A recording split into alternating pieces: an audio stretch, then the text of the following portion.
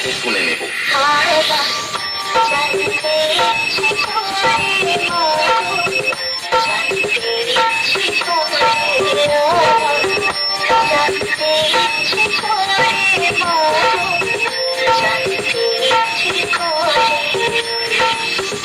এবার আমরা সকল ফ্রিকোয়েন্সি গুলো একসাথে শুরু করব আমাদের সকলের পছন্দের হামিং ভাইব্রেশন দিয়ে।